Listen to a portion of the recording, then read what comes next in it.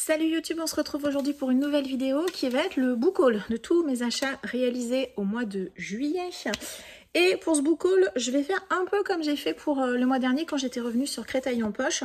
Je vais vous présenter mes achats graphiques, mes achats romans et je terminerai par tout ce qui est en lien avec la Japan Expo, les quelques achats que j'ai fait, les achats que j'ai fait, puis je reviendrai rapidement sur le salon. Exceptionnellement, du coup, je vais détacher, il y aura 2 fois des achats graphiques parce que voilà, je vais revenir un peu sur la Japan Expo, sachant que mes achats Japan, il n'y a pas que du graphique. Voilà.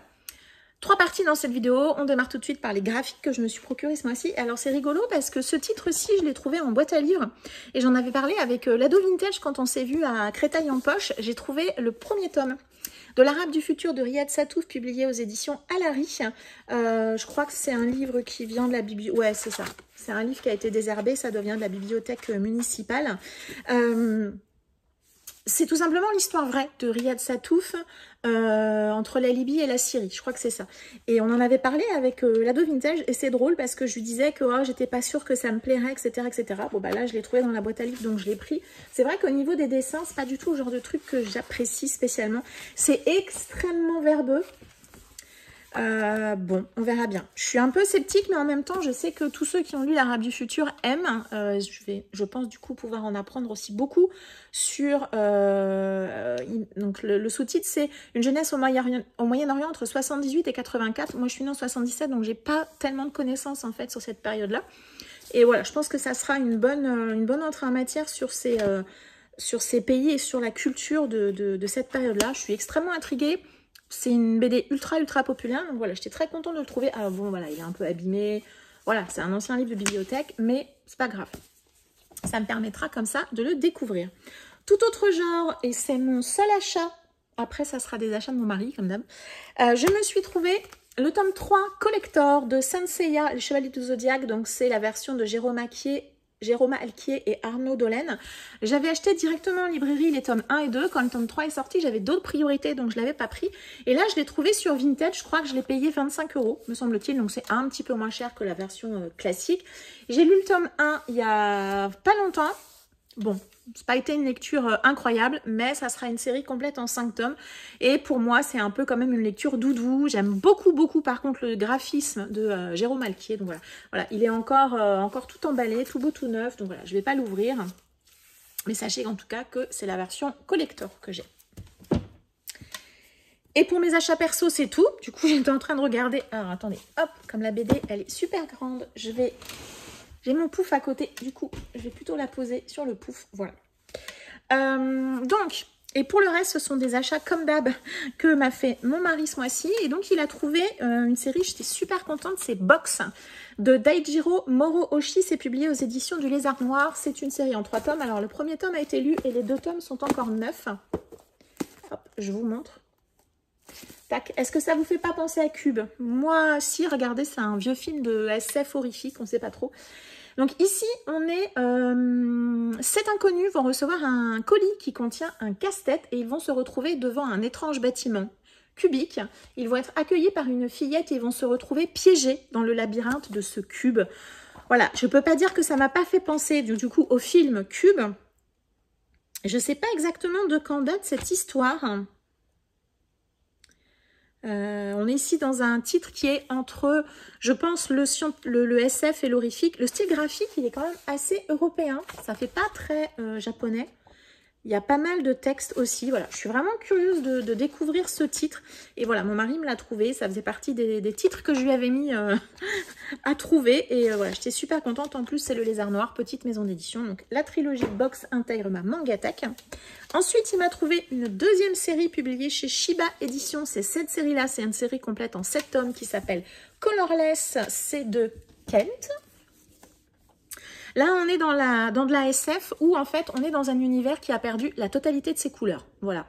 Et on nous dit que sur la totalité de la planète, il y a quand même quelques endroits où il y a quelques petits points de couleurs qui ont survécu. Et a priori, cela pourrait permettre de redonner la couleur sur toute la planète Terre, ainsi qu'une mystérieuse jeune fille. Voilà, donc on est sur un titre qui est vraiment d'inspiration manga. Et alors, je voulais vous montrer parce que Donc c'est de la SF, hein, une SF ultra classique. Et il me semble, donc forcément en noir et blanc. Et forcément, bah, voilà, vous connaissez le délire, je ne vais pas le trouver. Voilà, c'est ça. De temps en temps, voilà, comme ça, il y a des toutes petites touches de couleur qui apparaissent. Donc voilà, pour bien nous dire qu'on est dans un univers où la couleur a complètement disparu. C'est une série qui me tentait bien, publiée chez Shiba, petite maison d'édition. Je pense que l'auteur, il est peut-être français, je sais pas. Ah non, il a vraiment été publié au Japon. Ouais, c'est donc vraiment un manga, c'est pas une version française, mais c'est marrant parce que le style, notamment, je suis tombée sur cette planche-là tout à l'heure et je me suis dit, ça fait pas très manga. Mais finalement, si, les autres, si, complètement. Bref, un univers de SF où la couleur a disparu. Je vais juste vous montrer les couves parce qu'elles sont super jolies. À chaque fois, il y a une couleur qui est mise en avant. Ici, on a un très beau rouge. Là, on a du bleu. Et on termine par un mouse, voilà, comme ça. Je suis très contente qu'il m'ait trouvé ça. Et les derniers achats qu'il m'a trouvé, et c'est déjà très bien, il m'a trouvé 2 tomes de la série Kitaro le Repoussant de Shigeru Mizuki. C'est publié chez Cornelius. Là, on est vraiment sur du manga rétro, du manga vintage, parce que je ne sais pas de quand date Gegege no Kitaro, alias Kitaro le Repoussant, mais Shigeru Mizuki, c'est quand même le maître des dessins de yokai. Les yokai, c'est quoi? Les yokai, ce sont toutes les créatures de l'imaginaire japonais, les kappas, les sirènes, les monstres, les yokai en eux-mêmes qui se transforment. Voilà, on est sur un style graphique qui est très vintage, effectivement. Moi, j'aime bien cet univers. Voilà. Alors, Kitaro est quand même une figure extrêmement connue. Je suis contente qu'il m'ait trouvé ces 2 premiers tomes. Je lui avais donné comme mission de trouver toute la série, donc mission échouée. Non, en vrai, je suis très contente d'avoir ces 2 tomes. Et j'espère pouvoir les lire tout bientôt. Regardez les tronches des personnages, quoi. Je suis désolée. Si vous entendez du bruit, la lapine, elle est en train de s'éclater avec un carton. Bon, bah, écoutez. Tant qu'elle n'est pas en train de manger mes livres, tout va bien. Ouais, voilà. Donc, Kitaro le Repoussant, ce sont des histoires avec ce jeune homme. Alors, je crois qu'il vit des histoires à travers les yokai. Je crois que c'est ça.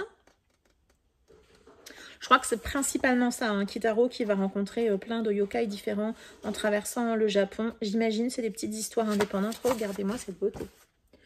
Bref, je suis hyper contente. Je vous avais montré il y a quelques temps, je crois, le dictionnaire des yokai qui était également illustré par Shigeru Mizuki. Je suis hyper contente d'avoir ces 2 premiers tomes. Ça me sera une excuse pour poursuivre la série une fois que j'aurai lu ces 2 premiers tomes. J'espère que je vais aimer, mais j'aime beaucoup le style graphique, ça c'est certain. Ensuite, on va passer directement au roman. Je me suis rendu compte qu'il y avait un livre que j'avais laissé sur mon bureau et j'ai oublié de vous présenter le mois dernier. C'est une réception Ulule que j'ai reçue le mois dernier mais que j'avais complètement zappé. C'est le tome 1 des Lunes de sang de Anaïs Cross. C'est publié chez Nestifken. Alors, si je me rappelle bien, ça sera complet en 5 ou 6 tomes. Je ne sais plus, c'est une série que l'autrice va réécrire ou en tout cas retravailler un petit peu pour partie. On est ici dans de la fantaisie pour adultes ultra classique et ça m'a beaucoup plu parce que on nous dit, ce qui a un peu entraîné mon achat, c'est qu'on nous dit que donc Anaïs Cross, son premier roman Les Lunes de sang est un poignant hommage à l'œuvre de Sir Conan Doyle, Sherlock Holmes. Elle apprécie également la littérature fantastique, notamment Stephen King. Je me suis dit Stephen King, peut-être il y a un peu de fantastique, tout ça. Honnêtement, sur le résumé, je ne me suis pas beaucoup penchée. J'ai vu que c'était Nestifken, c'est une maison d'édition indépendante assez ancienne, je pense. Et c'est plutôt cool, c'est une autrice française, c'est de la fantaisie pour adultes. Donc, je suis plutôt contente d'avoir pris ce titre. Et puis, on n'est pas volé sur les pages. Attendez, voilà, je vais vous montrer quand il y a 2 pages. Voilà. Alors, le livre, il n'a rien de spécial. Il n'est pas en hardback. Voilà, il n'y a pas d'entête de chapitre, des choses comme ça. J'avais reçu des petits marque-pages et puis un petit sticker. Voilà, que j'avais eu avec, mais ça me suffit bien. Pour le résumer, très rapidement, plainte de rancune envers le roi Thorn, qu'il tient pour responsable du massacre des habitants de sa cité. Évral, nain et médecin de son état, se rend à la cité royale de Mortelune avec la ferme intention de préparer l'assassinat du roi. Chemin faisant, il s'installe au cœur de la ville et partage un logement avec un étrange colocataire, un demi-lunaire nommé Listak. Celui-ci se révèle être un personnage brillant et excentrique à la faculté de déduction exacerbée. Fidèle au roi Thorn, Listak tire ses revenus des enquêtes qu'il a résolues par le passé pour le royaume. Combien de temps les manigances d'Evral pourront-elles échapper au fin limier? Que fera celui-ci pour empêcher l'assassinat du roi? J'aime bien le résumé, franchement. Ça a l'air d'être un espèce de Sherlock Holmes en univers de fantasy. Je sais pas, ça m'a plu. J'ai participé et donc j'avais reçu ce titre-ci. Je crois que c'était le mois dernier. Achat d'occasion, mais achat neuf, en fait, je me suis pris le tome 1 du Voleur d'étoiles de Chelsea Abdullah, publié chez Sabran. Voilà, je l'ai trouvé sur Vinted. C'est une sortie d'il y a quelques semaines, mois. Je l'ai pris parce que c'est de la fantasy. C'est pas de la romantasy, j'ai vérifié, normalement. C'est de la fantasy et c'est de la fantasy orientale. Voilà, je vais y arriver. Puisque la trilogie s'appelle la trilogie de la mer de sable. C'est le livre 1. Voilà, on verra bien. On va suivre une jeune femme, je pense que c'est une jeune femme, oui, qui est la marchande de minuit. Elle va être accompagnée d'un djinn qui la protège depuis son enfance et elle fait le commerce de reliques magiques. Voilà. J'en sais pas beaucoup plus. Fantasy orientale, le livre est franchement, comme toujours maintenant chez Sabran, très joli. Donc, voilà. Sympa ma petite pile, vous voyez. Et ensuite, les achats que j'ai faits, ce ne sont que des achats d'occasion. Et alors, en préparant la pile, je me suis rendu compte que c'était uniquement des achats réalisés, réalisés chez Cultura. Puisque quand je vais chez Cultura, eh bien, je jette un œil dans leur bac occasion. Et ben voilà, j'en ai trouvé, je sais pas, 1, 2, 3, 4, 5, 7 titres. Le premier que je me suis trouvé, c'est un Stephen King, La part des ténèbres. Donc, c'est pas dans les nouvelles éditions, mais c'est pas grave. Là, l'édition est quand même plutôt jolie, comme ça, avec un joli effet. Et il me semble que La part des ténèbres, je sais même si j'ai pas vu le film, parce que c'est un écrivain, je crois, qui va péter un câble, je crois, parce qu'il va y avoir un espèce de double de lui-même. Je sais plus trop, quelque chose comme ça. Je me semble que j'ai vu un film tiré de ça. Bref, c'est un King, donc je l'ai vu. Il était vraiment en bon état et je l'ai pris. Ensuite, ils avaient dû avoir un déstockage de chez Helios, je suppose, parce qu'ils avaient plein de titres de chez Helios et je n'en ai pris que 4. J'ai été super sage. Donc tout d'abord, je me suis pris un titre qui est dans ma wishlist depuis super longtemps. C'est Le Chant des Cavalières de Jeanne-Mariem Corrèze. Donc c'est publié chez Helios. Je l'ai vu passer à plein de reprises sur les gens qui lisent de la fantasy. Un royaume divisé, instable, des forces luttant pour le pouvoir, un ordre de femmes chevauchant des dragons, des matriarches, des cavalières, des écuyères. Pour trouver sa place, elle devra louvoyer entre les intrigues de la cour et de son ordre, affronter ses peurs et ses doutes, choisir son propre destin. Voilà. Ça a l'air d'être de la fantasy classique dans un univers plutôt féminin. Des dragons, des femmes, un univers de fantasy. Je l'ai pris, il était dans ma wishlist depuis un petit moment. Et alors, avec beaucoup de surprises, j'ai trouvé une série assez ancienne qu'on a pas mal vu passer quand elle est sortie en grand format. J'ai pas souvenir qu'elle était sortie en poche, mais voilà. Donc, je me suis trouvé l'intégrale de la série de Nathalie Do, Source des tempêtes, publiée chez Helios. Donc, ça, c'est le tome 1. Le tome 2, c'est celui-ci. Et j'ai même trouvé... Alors, c'est pas un tome 3, c'est un hors-série, en fait. Et j'étais super contente, puisque ça fait quand même une éternité que cette série est dans ma wishlist. Les livres sont vraiment pas gros. Je sais pas pourquoi, j'avais l'impression que c'était immense. À nouveau, c'est de la fantasy. Peut-être un peu dark. Ça, c'est plutôt pas mal pour moi. Les ténèbres ont un cœur de lumière. Je l'ai su quand j'ai vu l'enfant dans la tempête. Qu'est-ce que tu fais là? J'ai entreaperçu l'azur de sa magie étrange et intense. Mon univers s'est métamorphosé. Moi qui me sentais si seule, si désespérée, j'ai découvert soudain pourquoi j'étais venue au monde, pour protéger celui qu'on m'a donné pour frère, un frère pas tout à fait humain, pas tout à fait possible, le protéger des autres et de lui-même, des décisions qu'il voudrait prendre afin de résoudre sa maudite énigme. Voilà, je vais m'arrêter là. C'est de la fantaisie, c'était dans ma wishlist depuis super longtemps et franchement j'ai trouvé les 3, donc c'était ravi. Un titre, alors je me demande si l'ado vintage, je ne l'ai pas lu. Je ne sais plus où je l'ai vu passer, mais il était dans ma wishlist, pareil, c'est celui-ci, c'est Quality Land. Quality Land de Mark Uwe Kling, c'est de la science-fiction. Puisqu'on nous dit bienvenue à Quality Land, le pays des superlatifs. Dans le futur, tout fonctionne à merveille. Quality Partner sait qui te correspond le mieux. Ton véhicule autonome sait où tu veux aller. Donc on a l'air d'être dans un univers, on me le vend comme une dystopie réjouissante, c'est une satire drôlissime et un tout petit peu inquiétante du meilleur des mondes, capitaliste et tout numérique que souhaitent nous vendre nos sociétés contemporaines. On a l'air d'être dans un univers dans lequel tout est possible avec la technologie, tout est facilité, mais la question est toujours la même, est-ce que ça vaut le coup ou pas? Et alors je sais pas si vous allez voir, ouais on voit un peu, quand je l'ai pris, j'ai vu qu'il y avait plein de pages noires comme ça, je me suis dit qu'est-ce que c'est? Et en fait, y a pas mal de trucs. Regardez, là, c'est ton guide personnel à Quality Land. Donc après, il y a des chapitres classiques. Et alors, de temps en temps, il y a Voilà. On dirait un peu du contenu additionnel. Je sais pas si c'est de la pub. Voilà. Des espèces de recettes de cuisine. Ça a l'air assez barré. Voilà. Je ne sais pas du tout ce que c'est, si ce sont du contenu additionnel, des choses comme ça. Mais moi, ça me plaît beaucoup. J'aime bien ce genre de choses comme ça. Et je suis assez intriguée. Pareil, il était dans ma wishlist. Donc, j'étais très contente. Et le dernier Docas que je me suis trouvé, c'est celui-ci. C'est Incarnation de Pierre Bordage. C'est publié chez Léa dans leur collection poche Magic. Pareil, c'est de la fantaisie classique. Hein. Opposés dans un conflit à mort, Karmacharis et Rakchas s'affrontent depuis la nuit des temps. Voilà, je sais pas trop, je l'ai pris parce que c'est Léa, voilà, je trouve ça plutôt cool, j'aime bien les prendre. Alors j'avoue que je suis pas hyper fan de leur charte graphique et puis de ce jaune derrière, mais ces bordages, il était à 2,99 €. Voilà, je me suis dit c'est typiquement le genre de livre qui pourrait me plaire, fantasy, SF, je sais pas trop, mais puis Bordage c'est un auteur qui est quand même assez connu, donc ça me donnerait l'occasion de le découvrir dans autre chose, donc c'est pour ça que je l'ai pris. Et alors parmi l'un de mes passages, quand je suis arrivée en caisse, la dame m'a dit « Oh, vous avez 2 livres, donc bah, vous avez le droit de prendre un livre gratuit dans les bacs. » Vous savez que pendant les soldes, à peu près sur les dates de soldes, les grandes surfaces, tout ça, il y a des offres, 2 poches achetées, 1 poche offert. Et donc, bah, je ne savais pas que c'était valable pour les livres d'occasion, mais apparemment, la dame m'a dit si, vous pouvez en prendre un. Donc, j'ai pas cherché, j'ai pris. Et je me suis trouvé celui-ci, un Lisassi, poupée de Chine, c'est publié chez J'ai lu. Ben, j'ai vu c'était un Lisassi, je crois que parmi tous ceux qui étaient proposés, c'est celui qui me tentait le plus, donc je l'ai pris. J'en connais pas grand-chose, je l'ai pris pour l'autrice. La couve est plutôt sympa, bon, en dehors du truc immonde offert, mais bon, c'est pas grave. On est en 1938, 3 jeunes femmes aux trajectoires différentes se rencontrent par hasard au Forbidden City, un cabaret de nuit très chic. Donc on a une américaine d'origine chinoise qui a quitté le Midwest pour fuir un père violent, une journaliste qui veut échapper au carcan de sa famille traditionnaliste, et une jeune femme qui défie les conventions de l'époque avec son ambition provocatrice et son ambition sans limite. Elles vont devenir meilleures amies, mais l'attaque de Pearl Harbor 3 ans plus tard va bouleverser leur vie. Voilà, j'en sais pas plus. Je l'ai pris pour l'autrice. Il serait temps que je découvre Lisassi quand même, un de ces 4.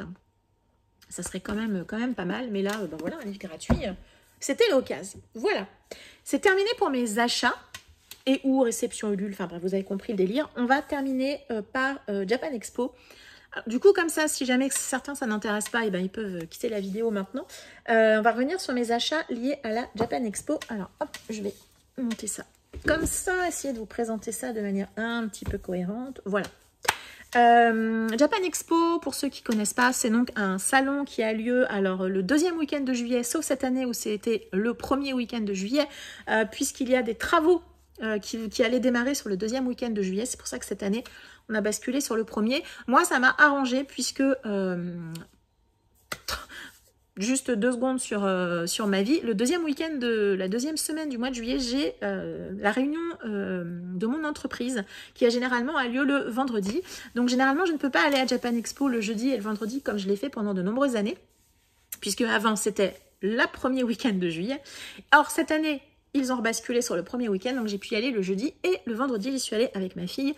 Alors tout d'abord, le prix de l'entrée est devenu absolument, je trouve moi, abominable. Je trouve que c'est très cher, sachant que, ne nous mentons pas, Japan Expo, c'est quand même un énorme magasin géant.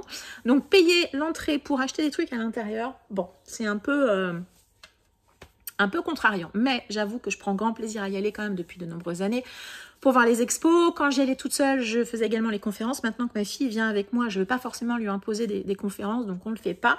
Mais cette année, nous avons donc fait l'exposition Junji Ito qui était très sympa et une autre exposition sur Goldorak aussi qui était très très cool.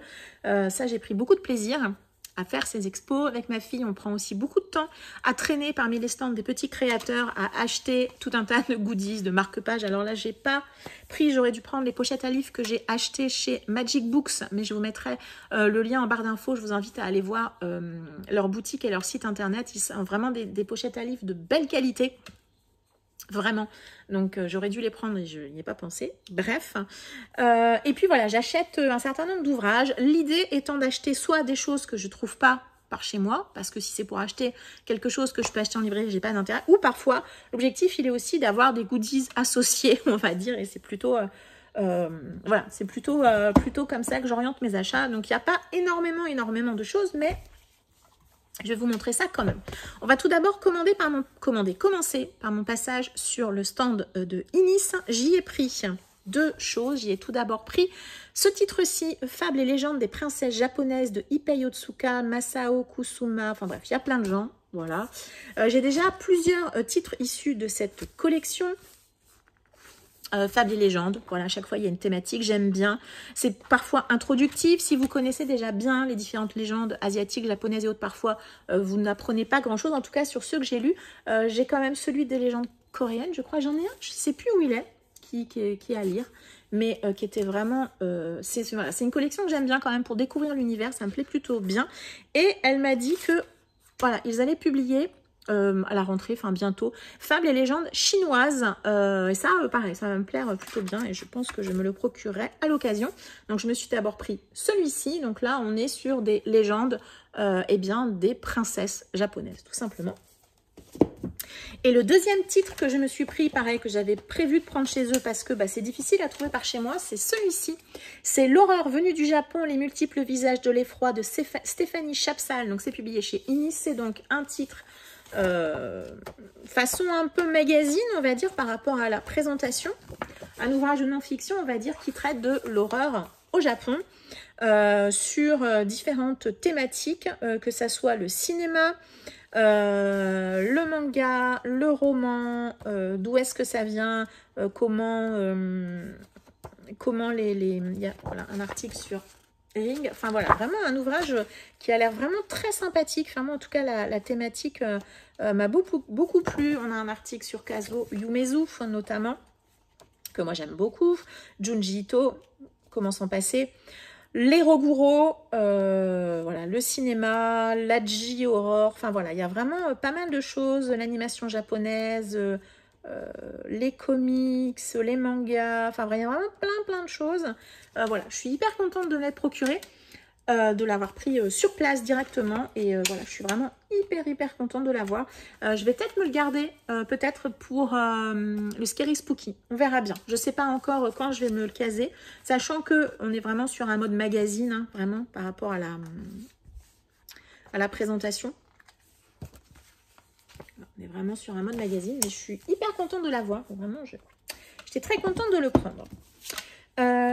Ensuite, j'ai fait un gros craquage Junji Ito sur sur deux stands, Delcourt Tonkam et Mangetsu. J'ai acheté pas mal de choses pour avoir des goodies, pour avoir un tote bag, pour avoir des petites choses que je vais vous montrer après. Alors, je sais plus exactement qui m'a donné quoi. Ah oui, ça vient de Mangetsu et ça vient de Tonkam. Voilà, c'est ça. Donc, chez Tonkam, je me suis pris Black Paradox. Alors, voilà, je les laisse encore sous blister. Vous savez que je les laisse jusqu'à ce que je les lise. Je l'ai pris chez eux pour avoir... C'est mon côté un peu... Alors, je suis pas fan des goodies, on va dire, du type... je sais pas, jaquette alternative, tout ça. Mais je dois bien avouer que quand il y a des illustrations, j'ai un peu de mal à résister. Et donc, en prenant Black Paradox, j'avais ces illustrations-là. Donc ça, c'est Tomie. Non, Tomie, dans le bon sens, c'est mieux. Je vais y arriver. Tomie. Ça, c'est une illustration de Black Paradox. Et ça, c'est une illustration de La déchéance d'un homme. Voilà. Ça, pour le coup, c'est le genre de goodies que j'aime bien récupérer. Je sais pas exactement ce que je vais en faire. Hein, voilà, pour le moment, elles sont au chaud, rangées. Mais je suis très contente de les avoir. Et ensuite, chez Mangetsu, il y a eu gros craquage. J'ai acheté 3 choses pour avoir 2 goodies, 23 goodies. Donc, j'ai eu un tote bag, des pins, hein, sachant que c'était les mêmes que l'année d'avant. Donc, j'ai pris un pins que j'avais pas eu l'année d'avant. J'aurais dû les prendre, mais j'y ai pas pensé. J'ai eu une nouvelle illustration issue de Tentation. Très contente. Et j'ai également eu un chapitre inédit de Tomie. Voilà, c'est pour ça que... alors, c'est très drôle, c'est qu'à l'intérieur... C'est rose. Voilà, je vous le montre de loin. C'est rose, mais je suis super contente. Voilà, ça change pas ma vie, mais je suis contente d'avoir eu du coup ces 2 goodies-là, plus un tote bag et des pins. Je crois que c'est tout ce que j'ai eu. Donc, j'ai pris Suture. Donc, Suture, c'est de Hirokatsuki Hara. C'est illustré par Junji Ito. C'est un recueil de nouvelles horrifiques, hein, forcément. Mais je suis hyper contente de l'avoir pris. J'allais dire, tant que j'étais chez Mangetsu, j'ai pris, voilà, tout simplement, pour avoir les goodies. Alors, qui donnait lieu à quoi, je ne sais plus, droit à quoi, je ne sais plus. Donc, j'ai pris Suture. J'ai pris Décapité, donc recueil de nouvelles de Junji Ito, classique, hein, voilà. Et j'ai également pris l'artbook Tentation de Junji Ito, également, publié chez Mangetsu. Il est encore sous blister.